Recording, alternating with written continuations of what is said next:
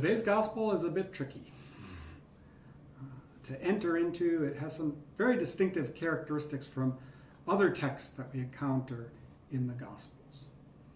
For example, it has a flashback to a time that's outside of the flow of the narrative that we're called upon to remember. But that flashback outside the narrative has the purpose of drawing us deeper into what is happening in the narrative, to provide a clue about that. I'd like you to watch the way I try to communicate that there's a flashback in this story. Let's do it.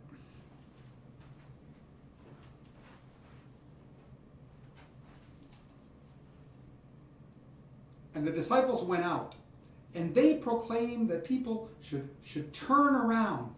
And they were driving out demons. And they anointed with oil many ill people and healed them.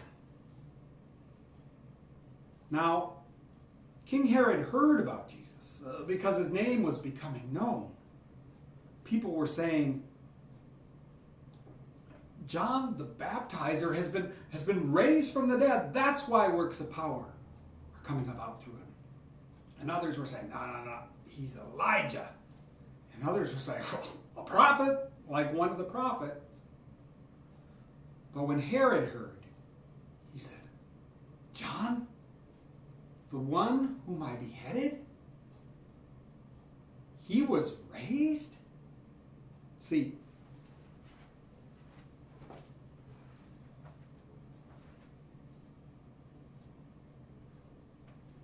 Herod himself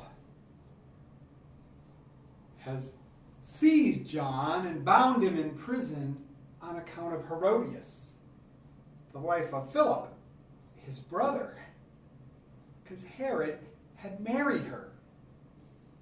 And John kept saying, it's not legal for you to have the wife of your brother.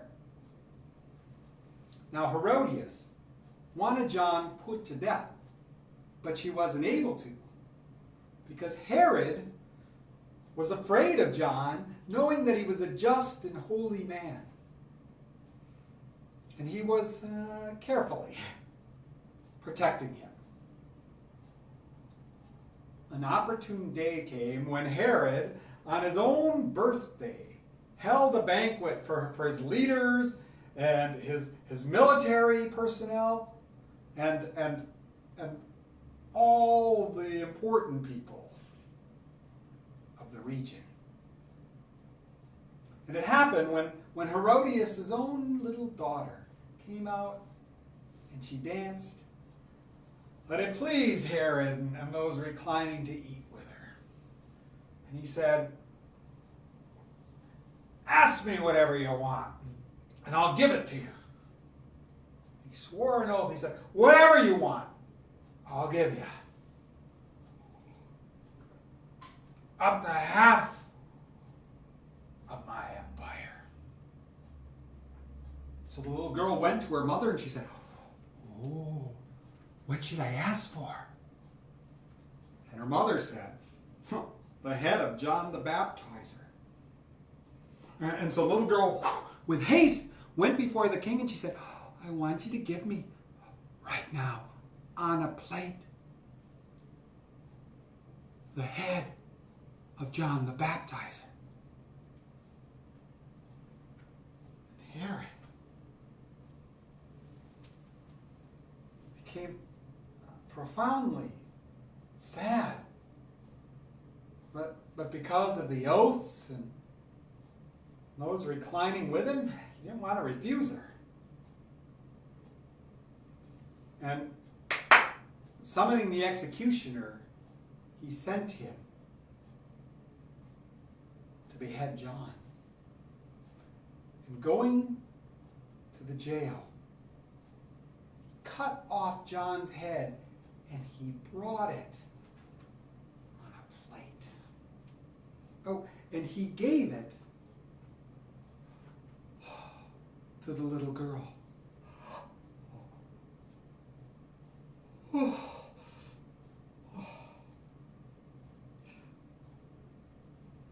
she gave it to her mother.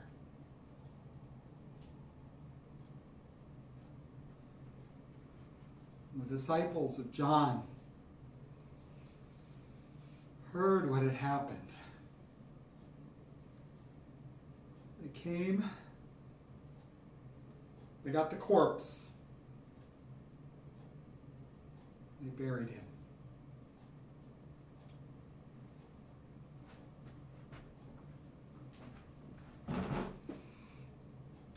As I said, this story is distinctive from many in the Gospel of Mark. First of all, the flashback narrative is really distinctive from anything else we see in the Gospel. It remembers an earlier time. We've already heard about this early time, very early in the Gospel, when we're told that John was arrested and then Jesus came proclaiming the good news of God. The place that this text happens is not an accident either. The disciples have gone out preached that people should turn around, John's message that became Jesus' message, now theirs, and they were doing the kinds of things that Jesus was doing. They were driving out demons, and they were anointing with oil many ill people and healing them. This causes Jesus and the movement he's created to come to the attention of Herod. And he becomes worried that something is going on. The crowd thinks they know what is going on. They've got at least several theories. Some explicitly say that John the Baptizer has been raised from the dead. That's why works of power are coming about through him. Others think it's Elijah, the one who comes as a forebearer, the Messiah has come. And others don't know exactly what's up in Jesus, but they know a prophet when they see one. Herod, however, has his own clear concern. John, the one I beheaded, he was raised. Jesus is perceived, this is interesting, by some, including Herod, as the resurrected John, coming and doing things. This speaks of things the narrative has already suggested, that John the Baptist and his ministry is carried forward in what Jesus does. As I've already suggested, his sermon that people should turn around, Jesus picks that up right out of John the Baptist, and he entreats it, he gives it to his disciples, and they carry it forward. Those are the stories that are wrapped around this story. Jesus has sent out the disciples. They are having great success, we're told by the narrator. They're doing things that up till then only Jesus has done. And then after the story is over, they return and they tell Jesus all the things they had done. Clearly, part of what's being indicated is that, look what happened to John. And you're running around proclaiming his message. What's going to happen to you? Another distinctive characteristic of this story is that there is no other space since the introduction of John in the beginning of the gospel, where there's about 5 verses without Jesus present. In no other part of the gospel do we have such a significant absence of Jesus in the story. This is a long story for Mark, and Jesus is not physically present in the setting.